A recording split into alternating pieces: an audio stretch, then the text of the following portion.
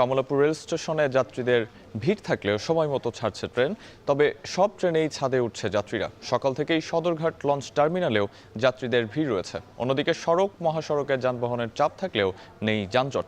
এ নিয়ে আরও জানাতে কমলাপুর থেকে যুক্ত হচ্ছেন রাজু আহমেদ। সদরঘাট লঞ্চ টার্মিনাল থেকে নাজমুস সাকিব এবং গাবতলী বাস টার্মিনালে আছেন মিয়া আমিরুল। শুরুতেই যাচ্ছি রাজুর কাছে। রাজু, এই মুহূর্তে কমলাপুরে ভিড় কেমন দেখছেন এবং ট্রেনগুলো সময় মতো ছাড়ছে কিনা আর কোনো অনিয়মের অভিযোগ দেখছেন কিনা জানাবেন।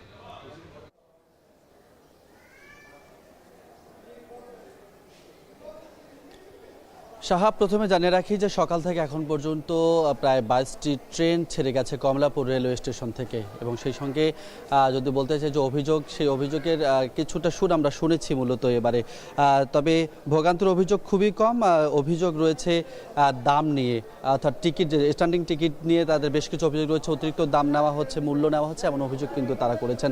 আমরা যাত্রীদের সঙ্গে কথা বলেছি, তারা যে অভিযোগটি করছেন, তারা বলছেন যে স্ট্যান্ডিং টিকিটের যে মাত্রা সেটি মূলত অতিরিক্ত বিক্রি করার ফলে নির্ধারিত মানুষের চেয়ে বেশি মানুষ বগিতে উঠে যাচ্ছে, এবং বেশিরভাগ ক্ষেত্রে যে অভিযোগটি পাচ্ছি এবং যে চিত্রটি আমরা পাচ্ছি, প্রত্যেকটি ট্রেনের ছাদে মূলত মানুষ উঠে পড়ছে।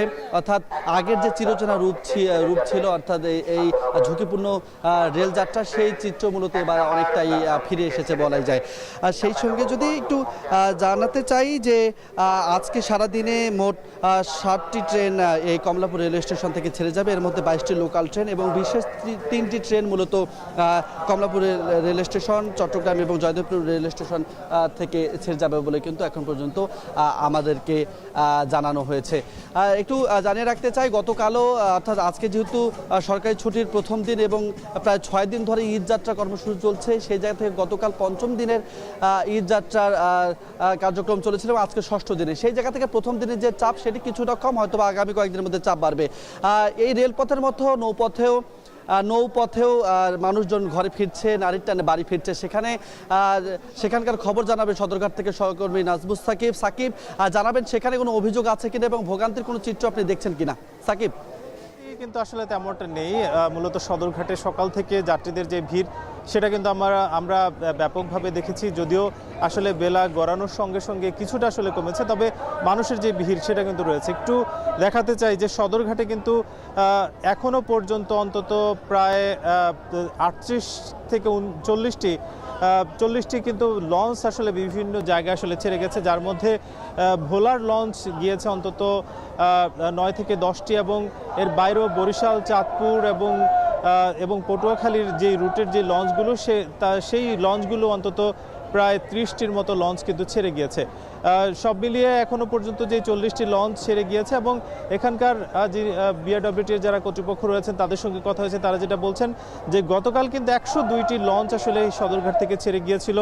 তারা ঠিক একইভাবে প্রত্যাশা করছেন যে আজকেও যেহেতু মানুষের ভিড় রয়েছে, মানুষজন আসছেন, ফলে আজকেও হয়তো প্রায় 100 খানেক লঞ্চ কিন্তু সদরঘাট থেকে ছেড়ে যেতে পারে বলেই তারা কিন্তু প্রত্যাশা করছেন। আমরা এই যে সদরঘাটের যারা আসলে লঞ্চ মালিক রয়েছেন তাদের সঙ্গে কথা হয়েছে, তারা যেটা জানাচ্ছেন যে আসলে তারা ব্যাপকভাবে প্রস্তুতি নিয়েছেন যাতে যাত্রীদের কোনো ধরনের ভোগান্তি না হয়, এবং অন্যান্য বার যে অভিযোগগুলো করা হয় যে অতিরিক্ত যাত্রী বোঝাই করে লঞ্চ যাওয়া, সেটা কিন্তু এখনো পর্যন্ত আসলে বিআরডব্লিউটি এর কর্তৃপক্ষ অ্যালাউ করছে না বলে দেখছি। যে এখনো পর্যন্ত মানুষজন ভরলেই তার পরপরই আসলে লঞ্চগুলো ছেড়ে দেওয়া হচ্ছে। যদিও ভাড়া নিয়ে কিছু আসলে অভিযোগ রয়েছে, তবে ব্যাপক হারে নয়, যে সেটা কিন্তু 50 থেকে 100 টাকা অতিরিক্ত আসলে ভাড়ার যে ব্যাপারটি সেটা রয়েছে। তবে এখানকার ঘাট কর্তৃপক্ষ বলছে যে এই ধরনের কোনো ব্যবস্থা পেলে তারা কিন্তু আসলে ব্যবস্থা নিচ্ছেন।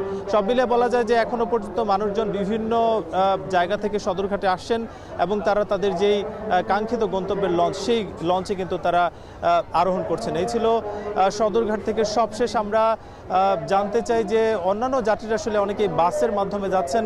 মিয়া আমিরুল রয়েছেন গাবতলীতে, সেখানে কি অবস্থা আমিরুল?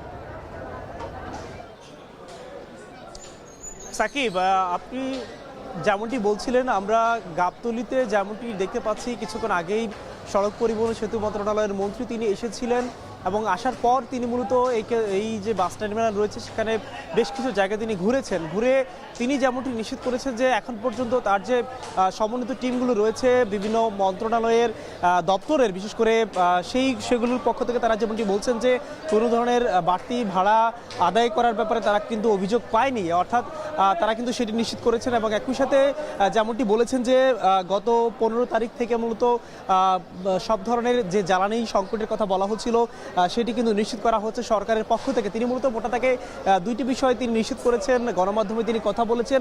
এবং একই সাথে আমরা দেখেছি এর আগেও কিন্তু রাজধানীর বেশ কিছু জায়গায় আমরা বাস টার্মিনালগুলো ঘুরছিলাম, মানুষের মধ্যে যে ঈদ ঘিরে মানুষের যে যাত্রা সেটি অনেকটাই স্বস্তির বলা চলে। তবে আমরা কিছু কিছু জায়গায় দেখেছি যে যানজটের কারণে মূলত কিছু বাস এখন পর্যন্ত এসে পৌঁছায়নি। এবং একই সাথে যেমনটি মন্ত্রী নিশ্চিত করেছিলেন যে জ্বালানি তেলের সংকট নেই, তবে আমরা দেখেছিলাম কিছু কিছু জায়গায় জ্বালানি তেলের সংকটের কারণে মূলত কিন্তু বাসগুলো কিন্তু সময়মতো ছেড়ে আসতে পারেনি এবং তথা গন্তব্যে যাওয়ার জন্য সেগুলো কিন্তু প্রস্তুত হয়নি। যদিও বাস কর্তৃপক্ষের পক্ষ থেকে যেটি বলা হচ্ছে যে তারা কিন্তু সেগুলো সমন্বয় করছেন।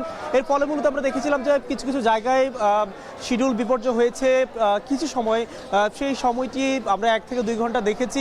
আমরা সকাল থেকে ঘুরছিলাম মিরপুর, বিশেষ করে মিরপুর, মহাখালী এবং এই মুহূর্তে গাবতলীতে অবস্থান করছি। গাবতলীর যে চিত্র লক্ষ্য করছিলাম, বিশেষ করে এখান থেকে যেহেতু দেশের উত্তরবঙ্গের যে যাত্রা করে যে বাসগুলো রয়েছে সড়ক পথে, সেই সড়ক পথের অবস্থা কিন্তু অনেকটাই স্বস্তির বলা চলে, অন্য যে কোনো বারের চেয়ে আমরা কিন্তু সেটি দেখেছি। এবং একই সাথে যেহেতু বর্তমান সরকারের এই যে সময়টি রয়েছে তারা এসে এবারেই প্রথমবার ঈদ করছে, সার্বিকভাবে বলা চলে এখন পর্যন্ত সবকিছু স্বস্তির রয়েছে এবং যাত্রীরাও কিন্তু আমাদেরকে সেই বিষয়টি জানিয়েছে।